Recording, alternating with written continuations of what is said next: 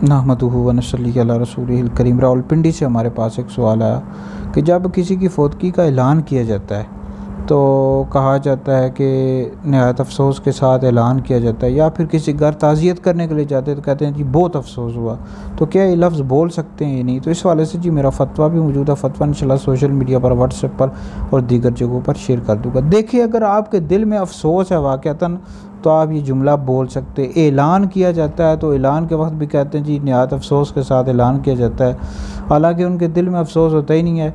तो अगर अफसोस हुआ है तो जुमला बोल सकते हैं, अगर नहीं हुआ तो नहीं बोल सकते, फिर झूठ के ज़ुमरे में आ जाता है। तो इस तरह ताज़ियत के वक्त भी ये जुमला अगर आपके दिल में अफसोस नहीं है तो नहीं बोलना चाहिए। बस इस तरह के अल्फाज बोलने चाहिए। अल्लाह ताला मग़फ़िरत फ़रमाए, दराजात बुलंद फ़रमाए, आपको सब्र की तौफ़ीक दे। बुखारी शरीफ में है जो ताज़ियत के अल्फाज हैं कि इन्ना लिल्लाहि मा अख़ज़ा व लहु मा आता व कुल्लुन इंदहु बिअजल मुसम्मा फ़लतस्बिर वलतहतसिब, कि खुदा ही का है जो कुछ उसने दिया और जो दिया, और हर चीज़ उसके नज़दीक एक वक्त मुक़र्रर तक है, लिहाज़ा सब्र करो और सवाब की उम्मीद रखो। तो ये अल्फाज बोलने चाहिए, ठीक है जी, ताज़ियत के वक्त।